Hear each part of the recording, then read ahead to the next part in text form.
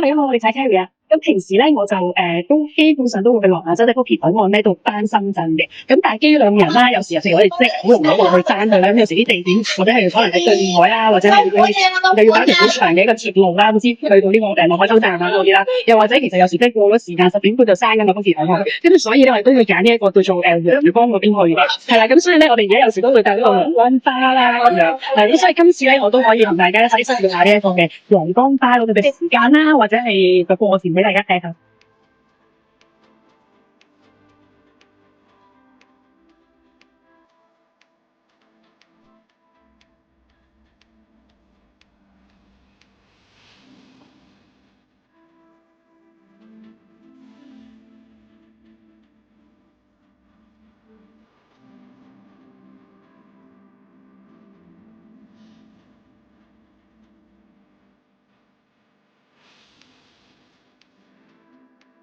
Hello，咁我哋而家咧就已經過完關啦。咁頭先我上車6:20啦，咁而家係7:14，咁就已經係過晒關啦。咁我哋而家係星期日嘅夜晚嚟嘅，係啦。其實某程度上，我哋除咗試過新年前有一次真係好多人，其他嘅時間咧基本上都係非常之好，係就咁一去到就過咁樣咯，即係一兩個等一兩個人位咁樣啦。咁所以其實如果你問我咧係如果過關嗰個流程上咧，其實係皇崗都幾快嘅，同埋佢嗰個路程短啲，只不過係佢中間係要停一次車咁樣咯，係啦。咁但係咧，佢係暢順，同埋佢冇嗰個福田嗰度行得咁遠，因為佢兩個關連埋一齊啊嘛。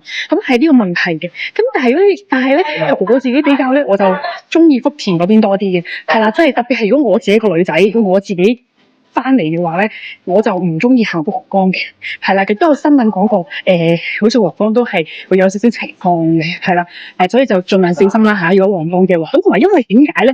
係因為佢我亦都唔中意，因為佢叫我而家我行嘅嗰條路啦，就係我出咗關之後咧，我要下搭的士咧，係一條天橋都幾遠啊，幾長啊，我覺得係啦。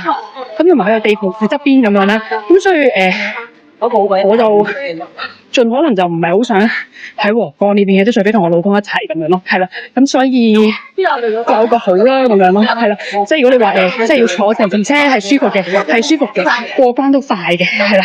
咁但係之後而家我行緊呢段路就麻麻地啦，係啦。同埋自己嗰啲個女仔，自己嗰啲太夜嘅就要小心啲咯，係啦。咁今次突如其來嘅一個分享，咁我哋下次分享再見啦，拜拜。